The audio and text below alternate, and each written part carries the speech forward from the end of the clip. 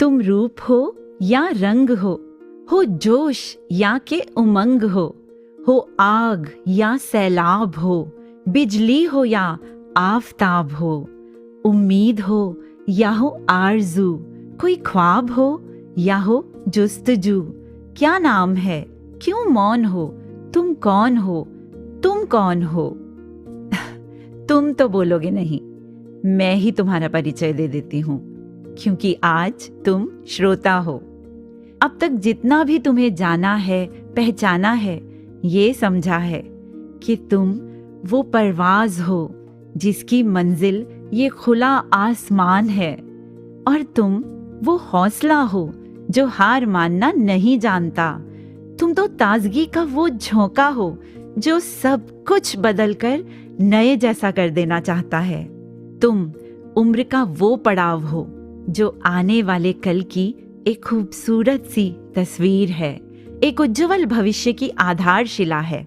आज कुछ वक्त तुम्हारे साथ बिताना चाहती हूँ, तुम्हारे ही बारे में बात करना चाहती हूँ, तुमसे भी और बाकी सब श्रोताओं से भी। मंजूर है? वॉइस डिवाइन के इस एपिसोड में आज मैं सविता और तुम युवा। We are youth, guided by truth. We are youth, guided by truth. We are youth, guided by truth. Oh, oh, oh, oh. कैसे ना, कब बचपन के वो मासूम से पल युवा दहलीज पर कदम रखते ही अलविदा कह आंखों से ओझल होने लगते हैं और दिल के दरवाजे पर दस्तक देते हैं कुछ अनजान सपने, कुछ अनकही उलझने और कुछ अजनबी पर मीठे से एहसास। अपनी एक अलग ही दुनिया बन जाती है जिसमें नो एंट्री का बोर्ड तो खुद मैंने अपने घर में अपने बच्चों के दिल और रूम दोनों के बाहर देखा था। उनकी उस उम्र में you cannot enter without permission, क्योंकि ये उम्र अपनी खुद की नजर से दुनिया देखना चाहती है, महसूस करना चाहती है। शायद तभी कहा है कि इस उम्र की भी शख्सियत अजीब है। और क्यों ना हो, अब वो नन्ही उंगलियां मजबूत हाथों में जो बदल रही हैं, जिन्हें इस समय सहारे से ज्यादा जरूरत है उस प्यार और अपनेपन की जो खुले दिल से उन्हें सुन सके, उनके इस बदलाव को समझने की कोशिश कर सके। और जहां भी ये कोशिश नहीं होती वहां पैदा होता है जनरेशन गैप। और इस गैप के बारे में स्वयं सद्गुरु माता सुदीक्षा जी महाराज ने ये फरमाया है। जैसे देखा भी गया है आजकल के टीनेज बच्चे चाहे कहें, उनसे ये बड़ों की रिलेटेबिलिटी थोड़ी कम होती जा रही है, क्योंकि आ रहे हैं उनके नेचर में चीज़ें। तो फिर उसमें भी अगर हम थोड़ा सा कम नैरो माइंडेड अपने आप को करें, समझ सकें कि where are they coming from, कि सीधा उनको नकारने की बजाय सुधार के लिए अगर कुछ है भी तो किस तरह बोला जाए कि उस बच्चे के भी मन पे इसका पॉजिटिव असर पड़े, ना कि इस तरह एक कठोरता से बात कर लें कि पहले ही जो जनरेशन गैप फील हो रहा है वो और ज़्यादा लगने लगे।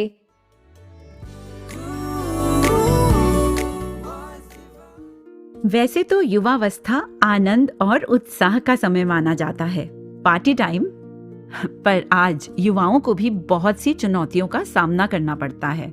एक तरफ तो मन में अनगिनत इच्छाएं और आकांक्षाएं जन्म ले रही होती हैं, वहीं दूसरी तरफ होते हैं ढेर सारे ऑप्शंस, डिफरेंट चॉइसेस और अलग अलग रास्ते।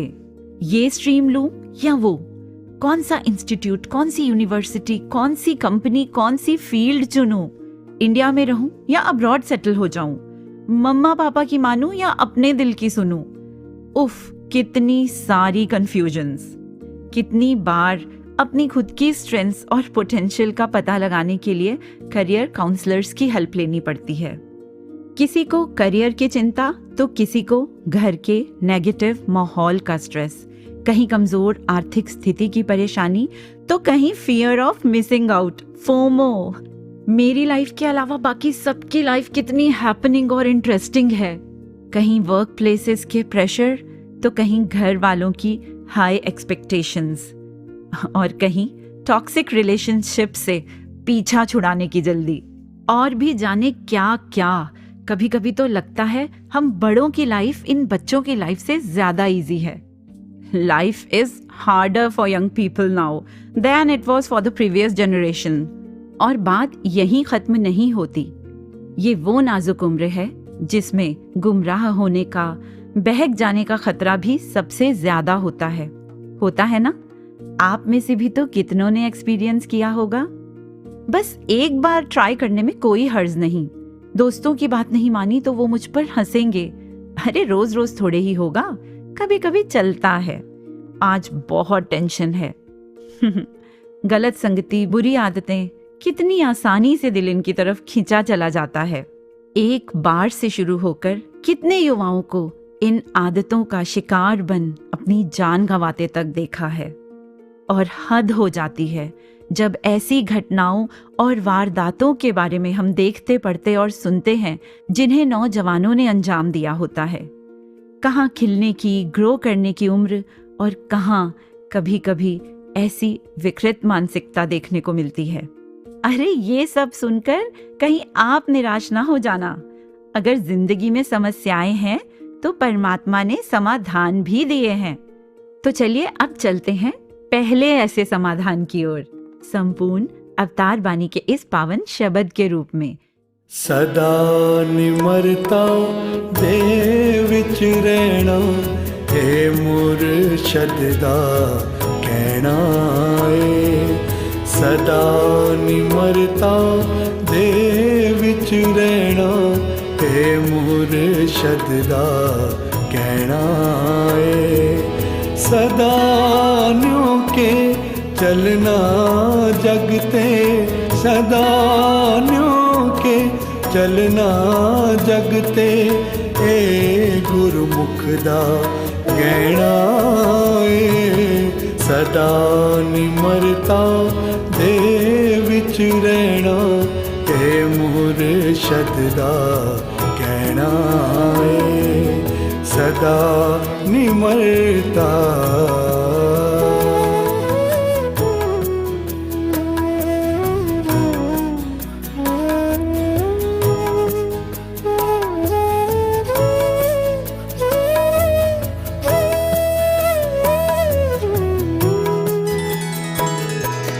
नीवा होके पानी पीवे, पानी प्यास बुझांदा ए।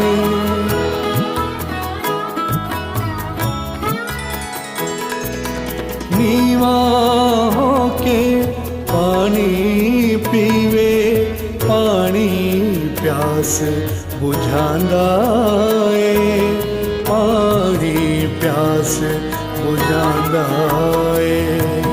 जो जो फल वृक्ष नूं लगे, त्यों त्यों चुकदा जांदा ए।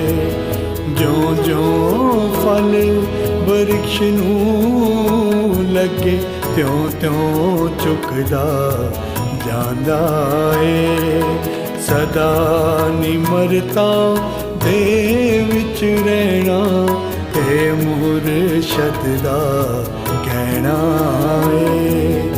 सदा निमरता।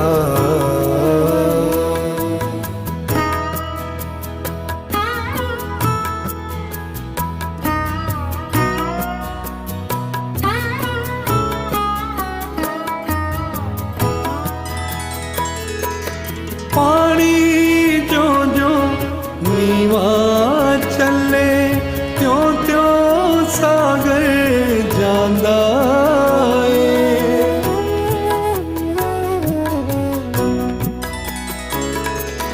पानी जो जो नीवा चले, त्यों त्यों सागर जांदा ए। त्यों त्यों सागर जांदा ए। कहे अवतार निमरता दे नाल बंदा रब नूं पांदा ए।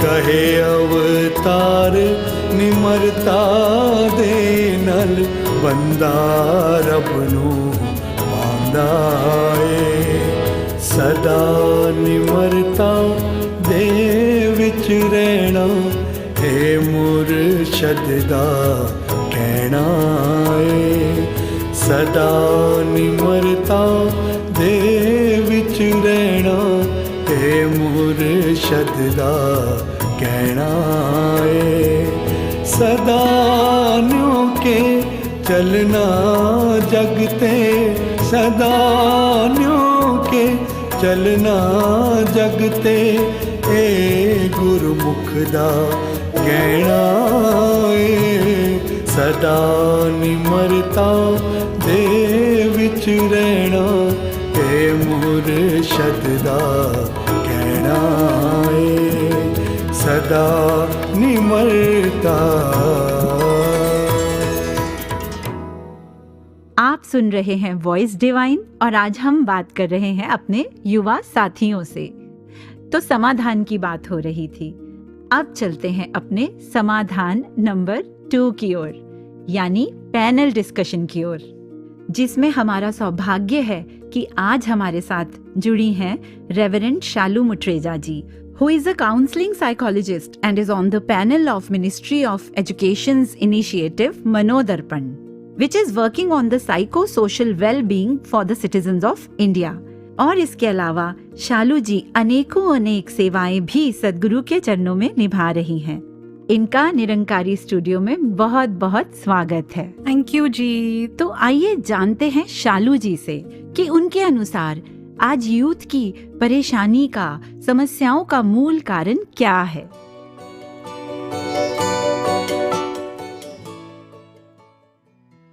धन्यकार जी, मेरे को वो गज़ल की लाइन याद आ गई कि इस शहर में हर शख्स परेशान सा क्यों है। So there can be many reasons and जो इस समय मेरे जहन में आ रहे हैं वो मोबाइल और इंटरनेट की डिपेंडेंस बहुत ज़्यादा प्रेवलेंट हो रही है हमारी सोसाइटी में। वैसे भी जब हम डेवलपमेंटल स्टेजेस की बात करते हैं तो यूथ एक वो टाइम है जिसमें कि आप अपनी आइडेंटिटी ढूंढते हैं, खोजते हैं। सो बहुत ही ज़्यादा अनसर्टेनिटी और कन्फ्यूजन का ये पीरियड है और उसमें इतने सारे प्रेशर्स, चाहे वो रिलेशनशिप का प्रेशर है, आपका अपने आप से रिलेशनशिप, आपका पर्सनल लेवल पे, अगर आप वर्क लाइफ बैलेंस में बॉसेस के साथ, सीनियर्स के साथ, पेरेंट्स के साथ, सो कहीं ना कहीं ईगो, इसके बारे में तो जितना कहा जाए वो कम ही है। इन सब चीज़ों को जब हम इकट्ठा करते हैं और महसूस करते हैं तो आजकल तो बहुत कॉमन एक वर्ड सामने आ रहा है जिसे कहते हैं मुझे बहुत स्ट्रेस हो रहा है। स्ट्रेस के जो हटाने के तरीके हैं उसमें फिर आप चाहे रील्स पे रील्स देखते जाएं, मुझे नींद आ रही है, आंखें भरी हुई हैं नींद से, लेकिन अभी तो और रील्स देखनी है। So sleep deprivation is another important issue जो आजकल इंसोम्निया जिसे हम कहते हैं। और अगर इन सब चीज़ों को देखें तो आज यूथ में सब्सटेंस यूज़ की डिपेंडेंस भी बढ़ती जा रही है। बिकॉज़ कहीं ना कहीं जब आज के यंगस्टर से बात होती है तो वो ये कहते हैं शांति नहीं है, ये मेरे दिमाग में चुप नहीं होता है, पता है बहुत शोर है। And then they say this internal chatter does not let me sleep. तो उसकी शांति के लिए just to numb your mind, the other day one of my friend was a panelist somewhere, so she said आजकल बच्चे क्या, हम भी सोशल मीडिया को एनेस्थीसिया की तरह यूज़ करते हैं। एंड देन मेंटल हेल्थ के जो डिसऑर्डर्स हैं, इश्यूज़ हैं, उनको भी हम आजकल इतनी कॉमनली बच्चे भी बोलने लगे, बजाय कि ये कहने के कि मैं उदास हूँ या मेरा मन आज ठीक नहीं लग रहा, बच्चे भी ये कहते हैं मुझे डिप्रेशन हो गया है, मुझे डिप्रेसिव लग रहा है। और छोटे छोटे बच्चे एग्ज़ाम से पहले मुझे तो बहुत एंग्जाइटी हो रही है, थोड़ा सा घबराहट हुई नहीं कि एक छोटू सा बच्चा आके मुझे कह रहा है मैम प्लीज़ कहीं मुझे पैनिक अटैक तो नहीं हो रहा। एक्चुअली जो हमारे डिसऑर्डर्स हैं वो भी आजकल कॉमन वर्ड्स की तरह हम लोग फीलिंग्स को एक्सप्रेस करने के बजाय हम लोग उन्हीं को ट्विस्ट कर रहे हैं। एंड माना बहुत सारी जगह पे ऐसे है कि प्रेशर है, समझते हैं, तो बहुत सारे बच्चों में आजकल सेल्फ हार्म का भी देखने को मिल रहा है, सुसाइड आइडिएशंस भी सामने आ रही हैं। सो बहुत सारे ऐसे इश्यूज हैं जो आजकल यूथ जिसको लेके परेशान है। सबसे बड़ा रीज़न तो यही है कि मेरी डिज़ायर्स बढ़ गई हैं। बढ़ क्या गई हैं? इनफाइनाइट हो गई हैं डिज़ायर्स, और डिज़ायर्स बढ़ी हैं तो साथ साथ मेरी एक्सपेक्टेशंस भी बढ़ गई हैं। सी, पेरेंटल एक्सपेक्टेशंस, टीचर्स एक्सपेक्टेशंस तो शुरू से रही हैं, लेकिन मेरी सेल्फ जो मेरी अपनी आइडेंटिटी है, मेरी अपने आप से एक्सपेक्टेशंस इतनी बढ़ गई हैं और वो कहीं ना कहीं अनरियलिस्टिक भी हैं। और अनरियलिस्टिक एक्सपेक्टेशंस हैं, पूरी नहीं कर पा रहा हूँ या कर पा रही हूँ, तो सोचिए मेरे सेल्फ कॉन्फिडेंस और मेरी सेल्फ एस्टीम का क्या होगा। इतना कंपटीशन है कि आप तो हमेशा फर्स्ट ही आना चाहते हो, everybody wants to outshine. And फिर क्या होता है उस सब चीज़ के बीच में पेरेंटल अंडरस्टैंडिंग भी ना कहीं नीड ऑफ द आवर है। Even parents are finding it difficult to adapt. तो रीजंस तो हमने जान लिए और चैलेंजेस का भी पता चल गया, लेकिन कई यूथ अक्सर ये भी कहते हैं कि मेरे हाथ में क्या है। तो शालू जी, सॉल्यूशंस के रूप में ऐसे कौन से नुस्खे हैं जो आप श्रोताओं से शेयर करना चाहेंगी? मेरे हाथ में सबसे इम्पॉर्टेंट चीज़ ये है कि आप अपनी माइंड और एनर्जीज को चैनलाइज करिए। It can be a weekly digital detox of half a day, 4 hours to begin with. किसी के लिए जुम्बा हो सकता है, किसी के लिए योगा हो सकता है, किसी के लिए वॉक हो सकती है, किसी को गार्डनिंग पसंद है। कहीं ना कहीं you have to be positively occupied. एक ठीक दिशा में चलने का प्रयत्न तो किया जा सकता है। And the most important thing is communicate. अपने मन की जो बात है वो करें तो सही। आजकल हो क्या रहा है कि बच्चे ये सोचते हैं मम्मी पापा तो मना ही कर देंगे, they already have this judgement और अजम्पशन अबाउट देयर पेरेंट्स। तो एटलीस्ट कहें तो सही, आप अपने मन की बात अपने पेरेंट्स से या जिसको भी आप ट्रस्ट करते हैं उनसे साझा करिए। And on the other hand parents को एटलीस्ट जस्ट ट्राई एंड एक ओपन माइंड रखते हुए अपने बच्चों के दिल में जो चल रहा है वो सुन तो लें। So that opens a lot of doors. Communication is the key to a lot of locked doors. And now coming to the नुस्खा। So नुस्खा तो वही है जो हमें सच्चे पातशाह सदगुरु माता जी ने दिया है, the triple S formula, सेवा, सत्संग and Simran. And what happens is कई बारी सेशंस में जो यूथ मेरे पास आते हैं और वो स्पिरिचुअली इंक्लाइंड होते हैं तो उनको भी मैं यही नुस्खा देती हूँ।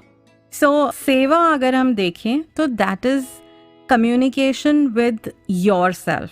सबसे पहले तो सेवा हमें शारीरिक रूप से तंदुरुस्त रखने का एक बहुत आसान सरल नुस्खा है। And then when you are doing seva, आपकी मैं तो चली जाती है, वो ईगो सडनली डिसॉल्व हो जाती है, आपको पता ही नहीं चलता, आप एकदम ग्राउंडेड हो जाते हैं। देन यू रियलाइज कि तू करता है जगत का, तू सबका आधार। एंड सुना भी अपने बुजुर्गों से कि जब गुरु खुश होते हैं तो तुम्हें सेवा मिलती है। So that is the learning and coming to simran. Simran is communication with Nirankar. आज सुबह ही महापुरुषों का एक मैसेज था, मॉर्निंग डोज जो हमें मिलती है, तो उसमें उन्होंने कहा कि अगर आपके मुंह में मिश्री है, जितनी देर भी वो मिश्री रहती है, आप चाहे लेटें, चाहे जागें, चाहे सोएं, चाहे बैठें, चाहे वॉक करें, उसकी मिठास आपके पास रहती है।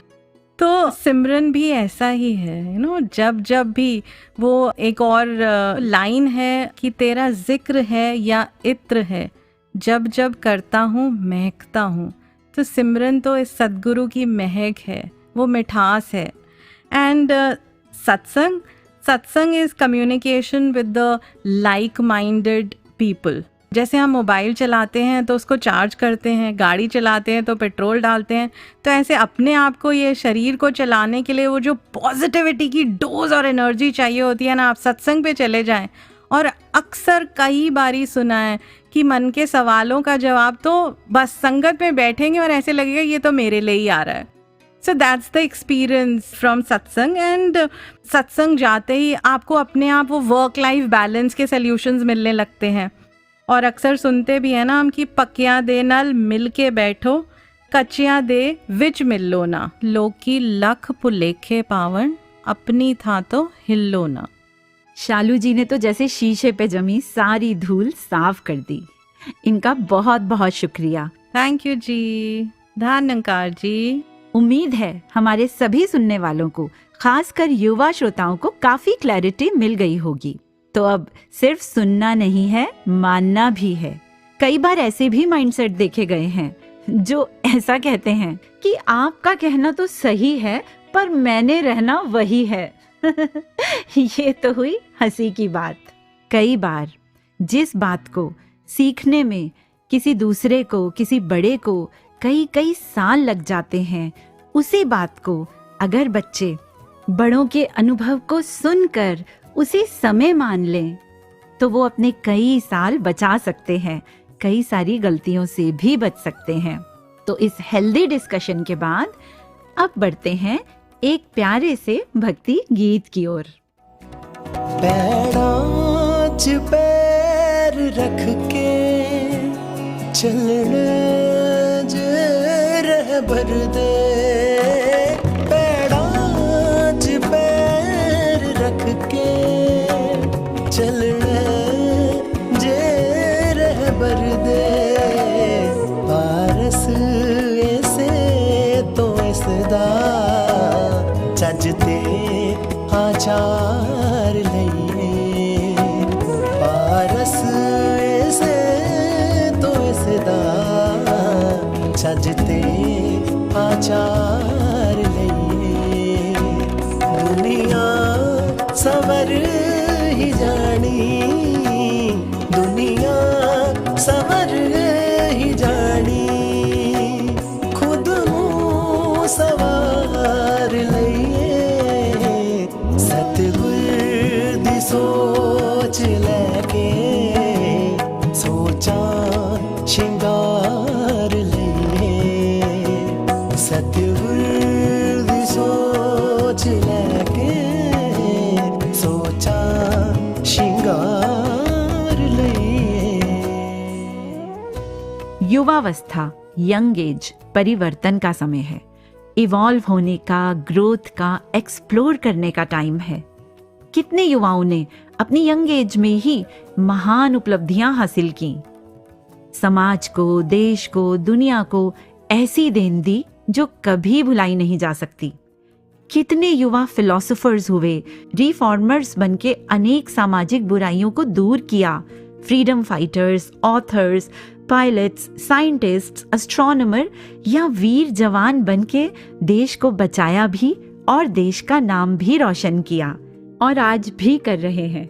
हर फील्ड में युवाओं ने तरक्की की है, अपने दुनियावी लाइफ गोल्स को भी अचीव किया है। पर क्या सब उस असली उद्देश्य के बारे में भी जान पाए हैं जिसके लिए वो इस दुनिया में आए हैं? क्या ये समझ पाए हैं कि लाइफ में सब कुछ होते हुए भी कुछ मिसिंग सा क्यों लगता है, एक खालीपन सा क्यों महसूस होता है, मन के एक कोने में हमेशा एक डर सा क्यों लगा रहता है? क्या असली पहचान ये शरीर है जो एक दिन खत्म हो जाएगा और फिर उसके बाद? तो युवाओं के ऐसे अनगिनत सवालों का, इस दुनिया के सब सवालों का एक ही तो जवाब है, ब्रह्म ज्ञान। और बिना सद्गुरु के इसे नहीं पाया जा सकता। सद्गुरु जो इस आत्मा को परमात्मा से मिलाकर अपनी असली पहचान कराकर हर खालीपन को भर देता है, कंप्लीट फील करा देता है, हर डर, हर चिंता, हर फिक्र से मुक्त कर सदा के आनंद में सराबोर कर देता है। और जो युवा इस एनलाइटनमेंट में जिंदगी का अनुभव कर रहे हैं, आइए सुनते हैं अब उन्हीं में से कुछ युवाओं के अनुभव। सबसे पहले इस लड़ी में हमारे साथ जुड़ रही हैं आदरणीय गजल गुलेरिया जी, बेंगलुरु से।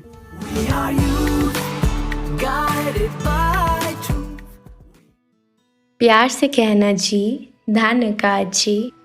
अगर एक ऐसा थॉट दासी शेयर करना चाहे जिससे वी ऑल कैन रिलेट, और at least I can relate to on so many levels, is that maybe because of the virtue of our age, या जिस जनरेशन में हम सब बड़े हो रहे हैं, our instant reaction is to question everything. I want an explanation for everything that's happening around मी।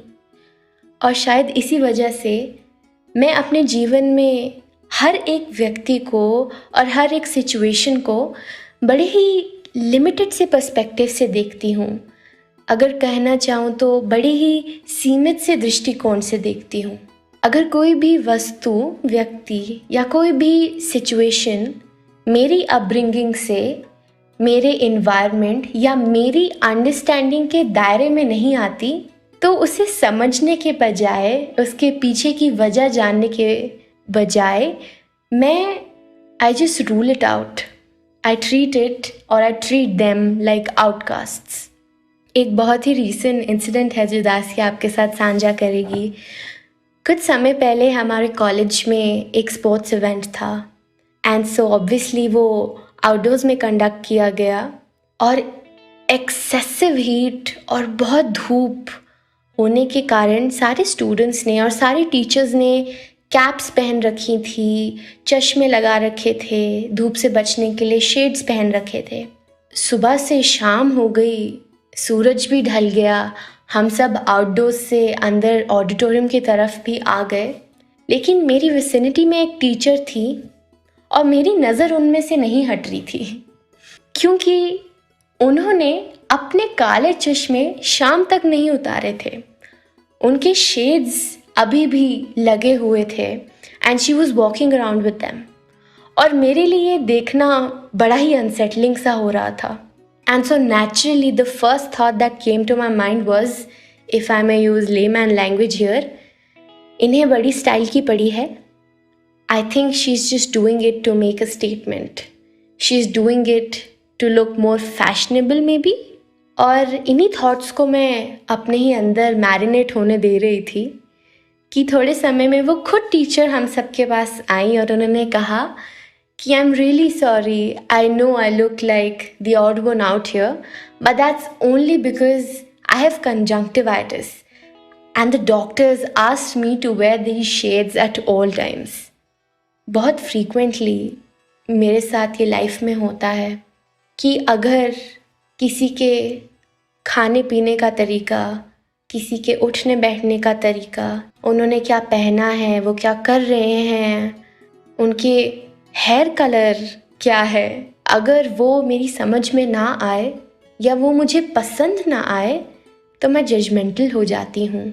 लेकिन इसी समय पर सद्गुरु माता जी की टीचिंग्स मेरी हेल्प करती हैं, क्योंकि मुझे गुरु ने बताया है कि just because something is different from us does not mean it is wrong, या मेरी समझ से परे है उसका मतलब ये नहीं है कि वो गलत हो।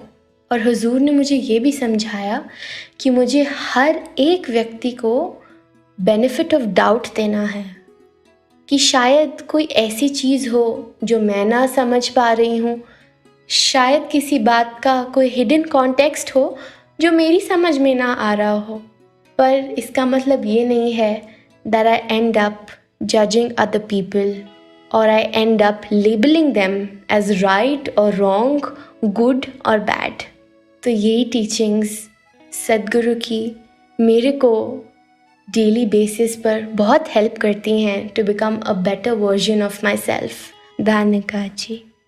Love, peace and humanity is all that world needs. You are the hope. Let's contribute, make a move, be the change we wanna see. You're the light, shine bright, help others see. ओ अपनी शक्ति पछाण, अपनी होंद नू जान दे के प्यार दा सुनेहा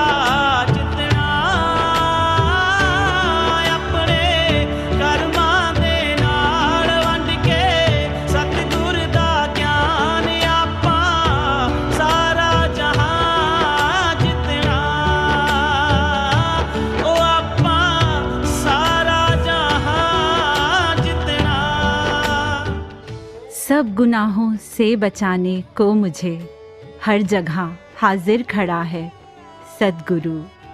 अभी कुछ दिन पहले की ही बात है।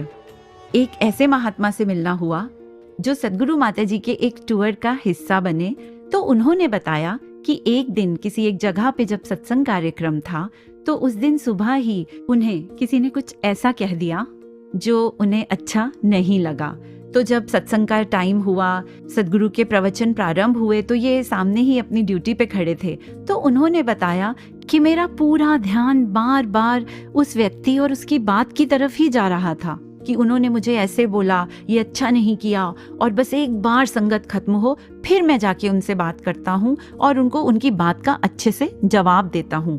तभी अचानक विचार की ये पंक्तियां उनके कानों में पड़ी जो कुछ इस तरह थी। सद्गुरु माता जी फरमा रहे थे, अगर किसी ने कुछ कह दिया है तो उसे एकदम से पलट के रूखा जवाब नहीं देना, मन में बदले की भावना नहीं रखनी, क्योंकि जिसके मन में शांति है वो इंसान जरूर समझता है कि दूसरे ने अगर कुछ कह भी दिया तो अनसुना किया जा सकता है। अपने मन पे उसके शब्दों का प्रभाव इस तरह ना लिया जाए कि हम पूरा दिन उन्हीं शब्दों को दोहरा दोहरा के अपने ही मन को तंग और उदास करते जाएं। और जो मन उदास और अस्थिर है उसने तो फिर हर चीज का प्रभाव ग्रहण करना है। और जिस मन पर परमात्मा का ही रंग हर समय चढ़ा रहता है वो फिर किसी और चीज का प्रभाव लेते ही नहीं और मन में ठहराव अपने आप बनता जाता है। उस युवा सेवादार महात्मा ने जब ये बात बताई तो उनकी आंखों में आंसू थे। उन्होंने कहा कि मेरे सद्गुरु ने मुझे बचा लिया। तो ऐसे हैं हमारे सद्गुरु जो गिरने ही नहीं देते, गलती होने से पहले ही संभाल लेते हैं। तो आइए अब हम आगे बढ़ते हैं और सुनते हैं एक और अनुभव आदरणीय अनिल जी से जो द्वारका से हैं।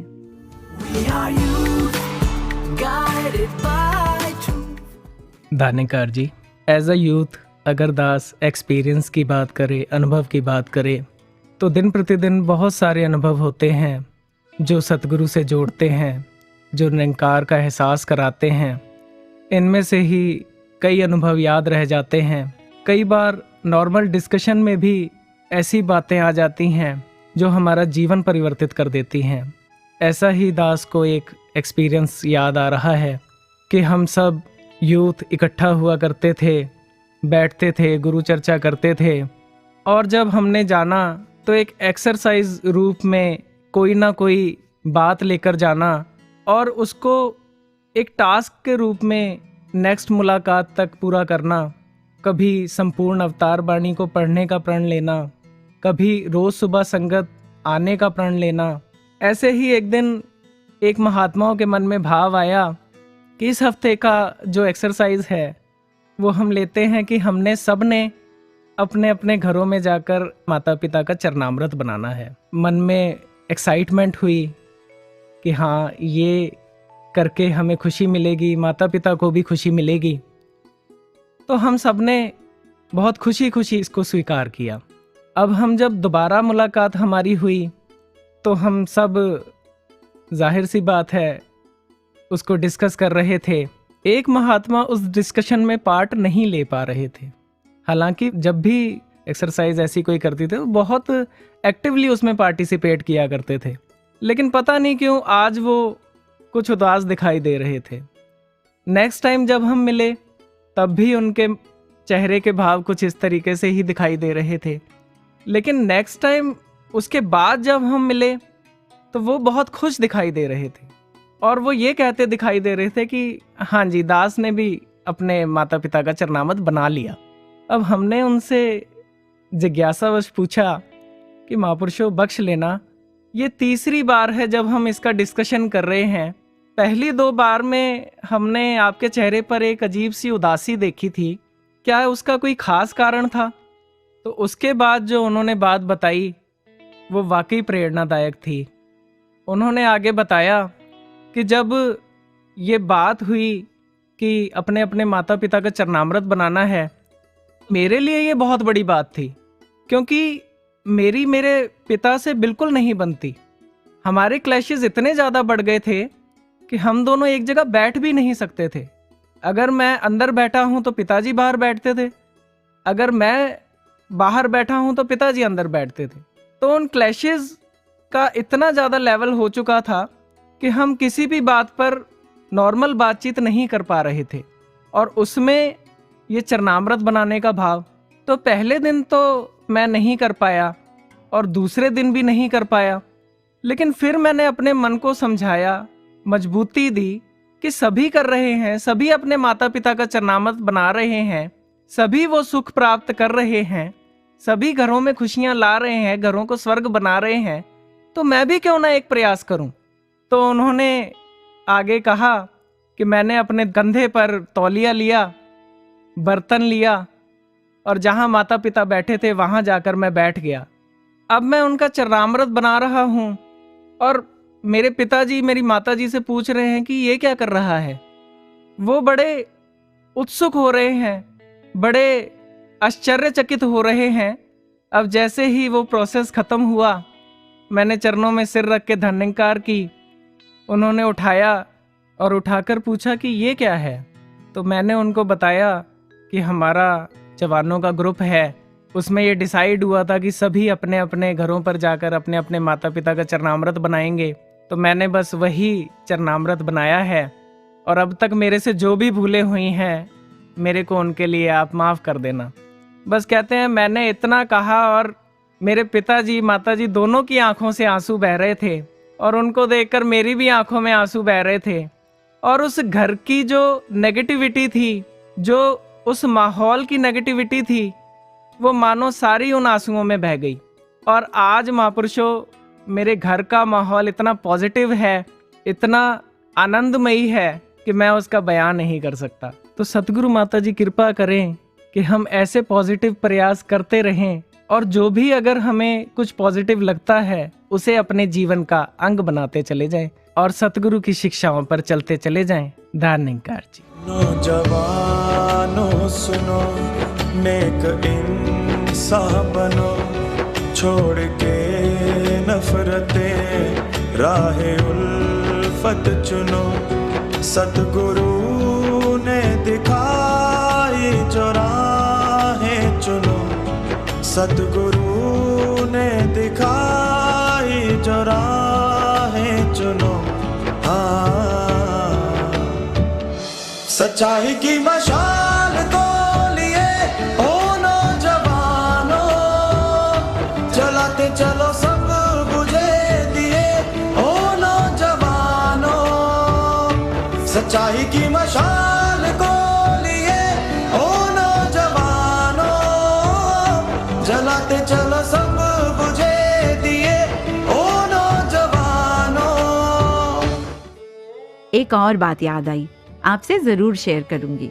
यहाँ वॉइस डिवाइन की रिकॉर्डिंग्स के दौरान बहुत से महात्माओं के सानिध्य में बैठने का मौका मिलता है, उनसे सीखने का मौका मिलता है। तो ऐसे ही एक युवा महात्मा जब कुछ दिन पहले रिकॉर्डिंग के लिए आए थे तो वो बता रहे थे कि उन्होंने एक नई कंपनी ज्वाइन की है और वो जो कंपनी हेड हैं वो भी सद्गुरु के ही एक अनन्य भक्त हैं जो उनके बॉस हैं।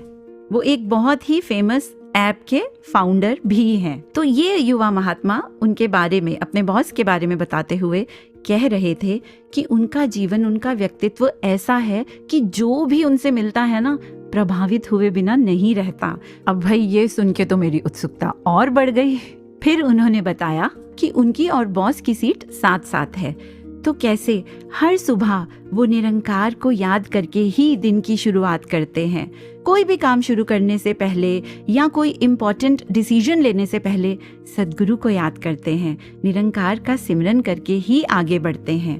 और सद्गुरु माता जी ने भी तो कितनी बार ये फरमाया है कि अपने हर काम में निरंकार को शामिल करो, शुरू से ही इसे साथ लेके चलो। फिर उन्होंने आगे बताया कि एक दिन किसी इंटरनेशनल ब्रांड के सीनियर मेंबर से जूम कॉल पे बात हो रही थी, तो उस सीनियर मेंबर ने उनके बॉस के लिए कुछ लाइंस कही जो इस तरह है कि we both were discussing business over a cup of tea because he doesn't drink and it's very hard to find people as good as he is. और सिर्फ ये ही नहीं, जो भी उनके पास आता है वो इतनी हलीमी से उनसे मिलते हैं कि सामने वाले को बहुत स्पेशल फील होता है। तो ये सब सुनकर मुझे महसूस हुआ कि दुनियावी रूप में इतने बड़े ओहदे पर होने के बावजूद भी वो सबसे पहले एक संत हैं और उनसे मिलने वाला हर इंसान ये महसूस कर पा रहा है। और दूसरे वो भी संत हैं जो उनके गुणों को नज़दीक से देखकर ऐसे महसूस कर रहे हैं, एडमायर कर रहे हैं और उन दिव्य गुणों की चर्चा भी कर रहे हैं। तो ये कर्म के द्वारा प्रचार नहीं तो और क्या है। तो ऐसे ही कितने युवा महात्मा कितनी अलग अलग फील्ड्स में अपना सुंदर योगदान देकर जहां अपने सद्गुरु के इस सच के संदेश को अपने प्यार के जरिए सब तक पहुंचा रहे हैं, वहीं अपनी दुनियावी रिस्पॉन्सिबिलिटीज को भी बखूबी निभा रहे हैं।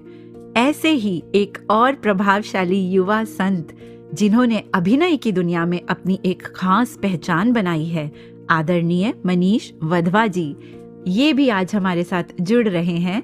मुंबई से ये महात्मा, आइए सुनते हैं इनकी गुरमत के अनुभव।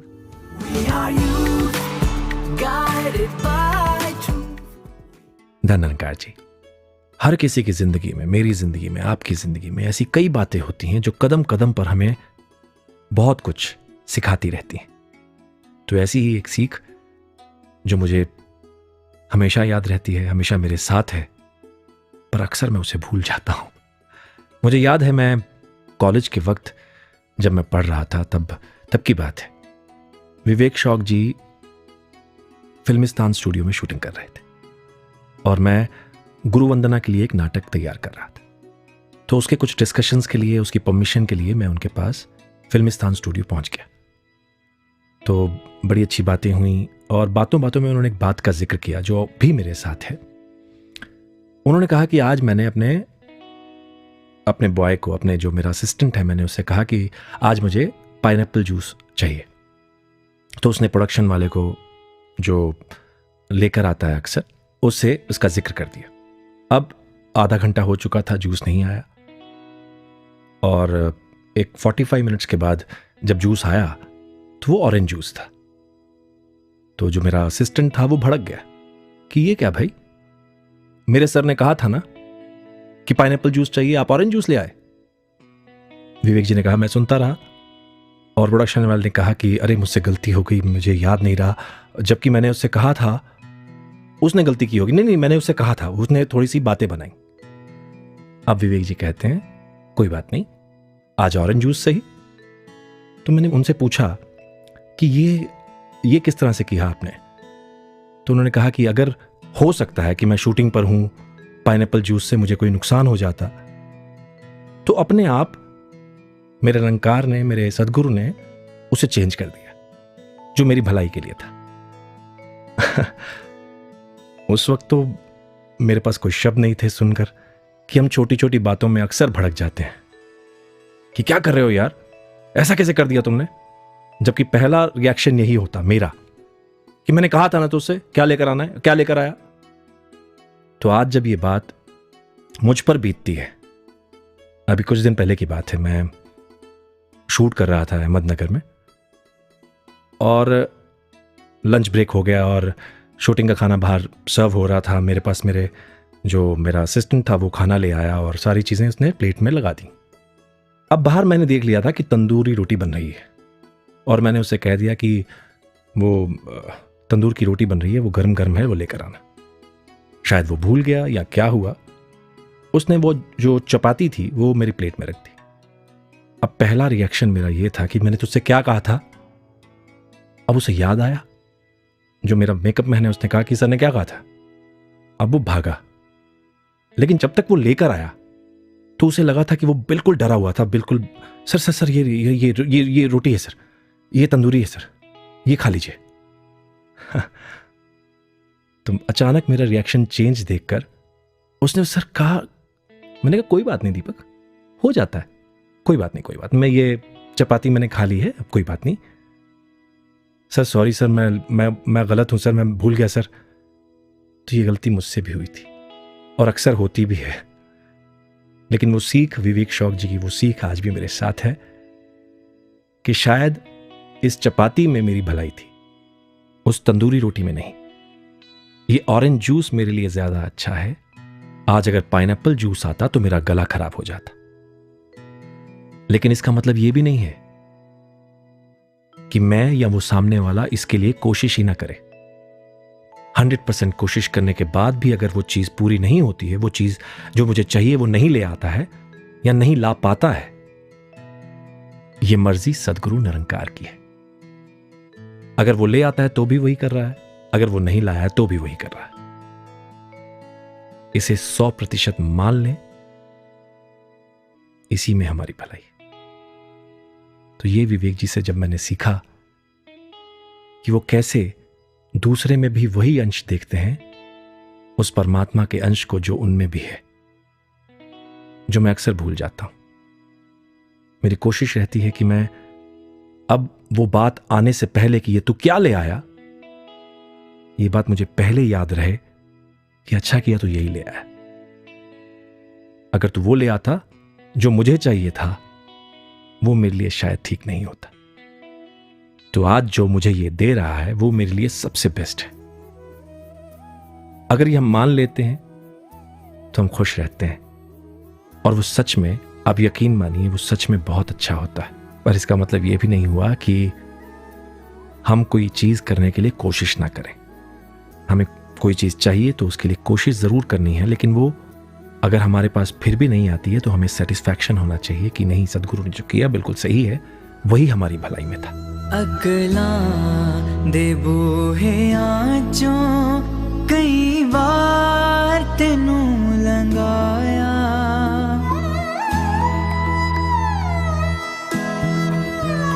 अगला दे बूहे आजों कई बार तेनू लंगाया, तू जवाब सी हर गल दा, मैं फिर भी सवाल उठाया, फिर भी सवाल उठाया, फिर भी सवाल उठाया, मुख फिर भी मोड़या नी, उपकार है तेरा, मुख फिर भी मोड़या नी, उपकार है तेरा, हुण तक जे डोलिया नी, उपकार है तेरा, मैनू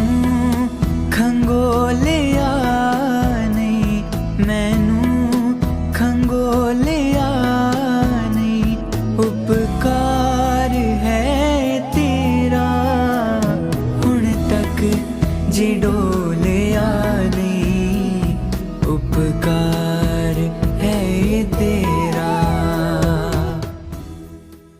जब भी कोई मिलने वाला अपने यंग बच्चों को लेकर अपनी चिंता, अपनी फिक्र जाहिर करता है, तो सद्गुरु की वही शिक्षा ध्यान में आती है कि बच्चों को, यूथ को सेवा, सिमरन, सत्संग से जोड़ा जाए।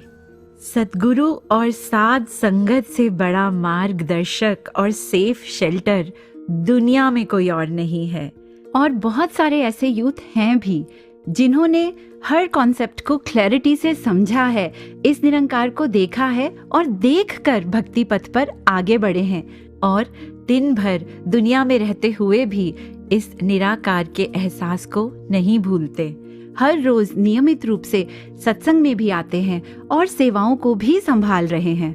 कितना कुछ तो इन युवाओं से ही सीखने को मिल जाता है। एक बार सत्संग में मेरे ही साथ बैठी एक युवा बहन विचार के समय नोटपैड पे कुछ लिखती जा रही थी। मेरा भी ध्यान बार बार वहां जा रहा था। सत्संग समापन के पश्चात मेरे पूछने पर उसने बताया कि विचार के टाइम उसका ध्यान इधर उधर चला जाता है, इसलिए आज से उसने सोचा है कि वो साथ के साथ पॉइंट्स लिखती रहेगी ताकि एक भी वचन मिस ना हो। मन श्रद्धा से झुक गया। एक और यूथ ने बताया कि मैं तो हर रोज घर जाकर परिवार के बाकी सदस्यों को विचार रिपीट कर करके सुनाता हूँ और उनसे कहता हूँ आज ये वचन आया है, आपने मानना है ताकि मेरी अपनी भी रिवीजन होती जाए और हर वचन मेरे अपने जीवन में पूरी तरह से उतर जाए। मैं हैरान रह गई। एक बार और किसी एक यूथ के साथ बैठने का मौका मिला तो उन्होंने जब बताया कि किस तरह से उनकी जब ये एज शुरू ही हुई थी तो कुछ संगति का असर और बहुत सारी ऐसी आदतों में वो पड़ गए थे कि उनका निकलना बहुत मुश्किल हो रहा था। पर एक बार जब सद्गुरु माता सविंदर जी महाराज के ये वचन उनके कानों में पड़े कि नो मीन्स नो, तो उन्होंने कहा वो दिन और आज का दिन मैंने कभी दोबारा मुड़कर वो रास्ता नहीं देखा। ऐसे ही एक और यूथ जो फॉरेन में सेटल्ड हैं, तो वो 75th समागम के दौरान यहाँ आए और रिकॉर्डिंग्स के दौरान उनके भी साथ जब बैठने का मौका मिला तो खुद विटनेस किया किस तरह घंटों घंटों उन्होंने निरंकार की चर्चा, सद्गुरु की शिक्षाओं की चर्चा, महापुरुषों के गुणों की चर्चा की। और मुझे लगा कि ये उम्र कितनी सारी और डिस्ट्रैक्शंस हैं, कितनी सारी और बातें हैं जो यूथ कर सकते हैं, पर उन्हें देख के लगा कि उनकी रुचि तो सिर्फ और सिर्फ भक्ति में है, सद्गुरु के वचन मानने में है। और इन सब युवाओं की जिनकी बातें अभी इस एपिसोड में की गई हैं, ऐसे अनेक और सबका नाम लेना तो यहाँ पॉसिबल नहीं है, पर यकीन मानिए मैच्योरिटी का वो लेवल जो देखकर कोई भी दंग रह जाए। धन्य हैं ये युवा संत और ये सद्गुरु जिन्होंने समझा दिया कि ये युवा जोश, उत्साह, शक्ति, ऊर्जा, सभी अचीवमेंट्स, सभी अच्छे गुण, अच्छी आदतें, नेक स्वभाव किसी गिफ्ट के उस गिफ्ट रैपर की तरह है जो उस पर चढ़ा होता है। असली तोहफा तो उस गिफ्ट बॉक्स के अंदर छुपा वो गिफ्ट है, ये ब्रह्म ज्ञान, ये निरंकार, ये रूहानियत। अगर ये ही नहीं तो बाहर का रैपर कितना भी सुंदर क्यों ना हो, वो रैपर और वो खाली बॉक्स किस काम का। तो सद्गुरु ने हर भ्रम, हर भ्रांति दूर कर दी, हर सवाल का जवाब दे दिया। तो अब अंत में अपने युवा और बाकी सब श्रोताओं की ओर से सद्गुरु माता सुदीक्षा जी महाराज और निरंकारी राजपिता रमित जी के पावन चरणों में यही अरदास कि ये गुरमत का सांचा इन युवाओं को और हम सबको हमेशा सुंदर रूप और आकार देता रहे, वो आकार, वो रूप जो आप चाहते हो। और ये यूथ जो खुदा का नूर ही है, इस दुनिया के लिए वरदान बनता चला जाए और आने वाले हर NYS में बढ़ चढ़कर भाग लेता रहे, रेगुलरली वॉइस डिवाइन भी सुनता रहे और अपने फीडबैक्स और सुझाव भी भेजता रहे voicedivine@nirankari.org पर। तो अब मुझे दीजिए इजाजत और जाते जाते आप सभी को जोड़े जाती हूँ सद्गुरु माता सुदीक्षा जी महाराज के इस पावन संदेश के साथ। नमस्कार, धन निरंकार।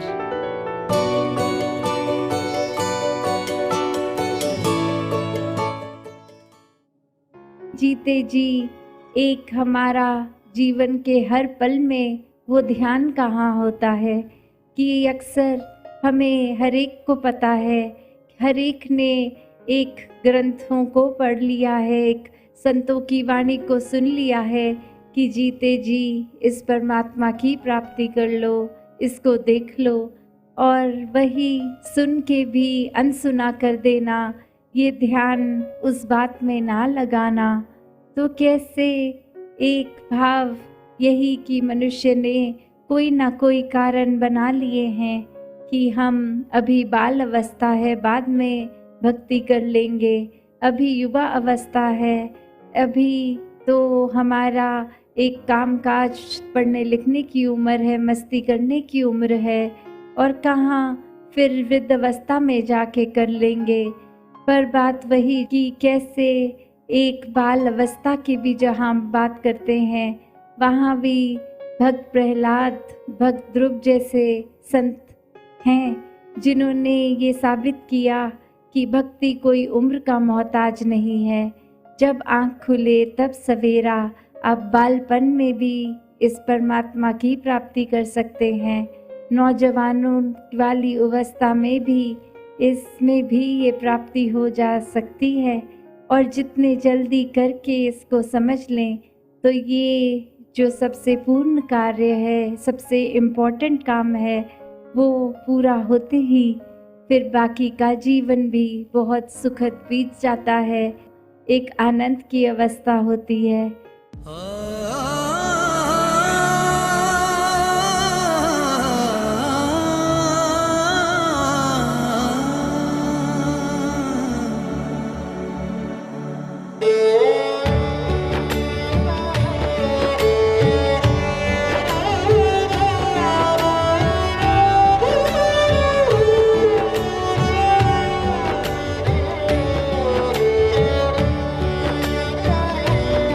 नौजवानों सुनो, नेक इंसान बनो, छोड़ के नफरतें राह उल्फत चुनो। दिल दुखा के मिली जीत हार ही है, जान लो मकसदे इंसान प्यार ही है। खुदा का नूर